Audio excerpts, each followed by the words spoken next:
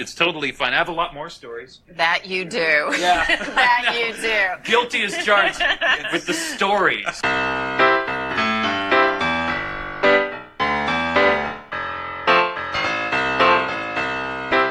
Hey, everybody. Thank you so much for tuning in, listening to, downloading, streaming my podcast, I've Got Something to Say. So glad you tuned in. This episode is titled, Well, My Mom Says I'm Handsome. Many years ago, I stumbled into a job that actually was really fun and different from most jobs that people get. And I went into college and afterwards never really having a plan for what it was I wanted to do. And my life has reflected that pretty accurately. Pardon me one second. Sorry, I missed the cough button there. Oh, yeah. I went to work for Sprint, thanks to my good buddy Paul here at KCTK Radio. Got me a job as a sales trainer and sort of went up through the ranks my first few years. Went from being a trainer, became a developer, became a manager of trainers and developers, went into leadership development and training. And then I got this big opportunity to go be a group manager at a company called Birch Telecom. So I took it. I mean, I had a rocket tied to my ass and I was headed nowhere but up.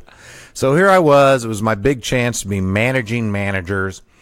And it lasted about 9 months because, my God, I stepped into a shit show at Birch Telecom. It was a train wreck from the get-go. That may be another story for another time, but essentially, I was hired to start a leadership development team, and unbeknownst to my boss, another executive had hired an organizational effectiveness or organizational development team that was chartered with the same thing. So we had these two teams that were hired at the same time to do the same thing, and it just did not work out well. So I found myself without a job, and I was home playing Diablo 2, and I got a call from my friend / former boss Velvy. He's like, "Hey, you want to come back to Sprint?" I'm like, if I'm coming back to Sprint, there's some conditions that have to be met. So I was just kind of a pompous ass about what salary I had to have. And amazingly, it all worked out. I don't know how I was so cavalier with no reason to be throwing demands out, and then also how it worked out. But it did. So I came back, had a boring training job at Sprint for about a year. And then I get a call from another former boss of mine, and she says, "Hey, Chris, we're starting a video training department on the PCS side of Sprint." Now, for the young folks, legacy Sprint was local and long-distance service. So traditional, you have a phone in your house, and you're calling people either local or long-distance across the country, maybe around the world. You don't know. It depends on where you know people. But PCS was when everything started to go mobile with the mobile phones. So this woman's name was Judy. She's like, "Hey, we've started this group over here, and we need somebody to be like our spokesperson, to be on camera for our training videos that we're doing." Said, "Hey, would you be interested? You know, you don't seem to be too shy. You might do a good job. We've been auditioning professional actors, but that's going to be very expensive. You're already a Sprint employee." So anyway, net, I audition, and they think, "Hey, this will be a fit." So I've got this really fun job that I honestly kept for way too long because it was just too much fun, where I was the Sprint training video guy. And I still have people today that will come up to me either at Sprint locations or even out in public and be like, "Oh my God, you're that Sprint guy." So I get to be in front of the camera and I teach you about sales skills and active listening and customer service and network. And they just put words in a teleprompter, and like Ron Burgundy, if it's there, I read it. I have no idea what I'm actually talking about. So we started expanding our cast of characters. So it wasn't just me, but we would do like scenarios. So you'd have I would introduce it. Then there'd be a sales manager and sales reps. And so we auditioned different people from within Sprint. And one of the guys that came out, super cool dude, totally in awe of him. His name is Jeffrey Fellon. And he was in a bunch of our training videos, loved acting, was a vet from, I think, the first Iraq War, helicopter pilot. He actually moved out to L.A. to go after his dreams. Unlike me, he actually went after them, and he's been in a couple of movies, and he's doing real well for himself. Good for you, Jeffrey, if you're listening. But Jeffrey told me, hey, Chris, Exposure, who's one of the local Kansas City talent agencies, is holding open auditions. I really think you ought to go audition. Well, I'm thinking to myself, yeah, I should go audition. I act on camera every day. This is what I do for a living. People recognize me in Starbucks and elevators and God knows where because of all the things I've taught them on camera. So I'm feeling like a ringer, right? Like I got a job, all right? This is the next step. I wasn't looking to become a renowned training actor when I got the job I have now.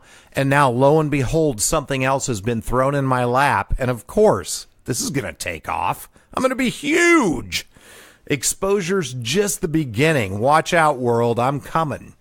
So I go to the open auditions.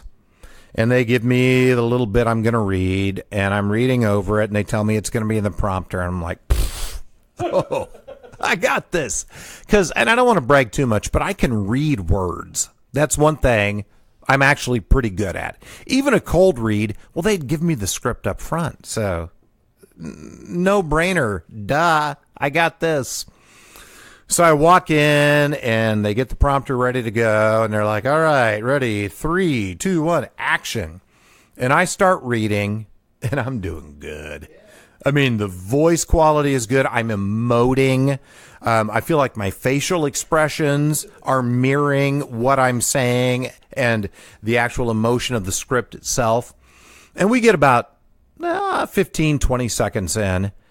And the director's like, let's go ahead and cut. Can we stop here for it? Can we stop, everybody? Stop. I'm like, oh, my God, I'm that good. In 20 seconds, they've seen all they need to see to know that I am made for stardom. So he comes out from behind the camera and goes, hey, it was like what I'm hearing. I'm thinking you might be better suited for our radio side as opposed to our television side. So maybe we can get you in down the hall. I know you're not on the list. We'll go ahead and we'll get you in. Just walk down there. And he wrote something on a piece of paper and goes, just hand them this. They'll get you in. We'll audition you. And I'm like, okay, yeah. And I'm such a moron because I started thinking when he handed me the paper, like, my God, I am that good at delivering that they want me to be in radio. Like, I don't have the benefit of my face of using expressions and stuff. Like, I am that good with my voice that they want me to be on radio. And then as I'm walking down the hallway, it begins to dawn on me what's happened here. He had a very nice way of saying, hey, buddy, you got a face for radio. If ever there was one, you've got it. So, long story short, I went down, I auditioned, I became the voice of Brown Mackie College for a few years. It was fun. And here I am, 11, 12 years later, still in Kansas City, doing a podcast with my good buddy Paul at the studios of KCTK Radio. So that does it for this edition of I've Got Something to Say. As always, I'm Chris Whiting, thanking you so much for listening, taking the time to step in and see what's happening. Want to thank Paul and KCTK Radio for making this happen. Couldn't do it without their production, without their help, without their support, and without their friendship. So with that said, I'll talk to you next time.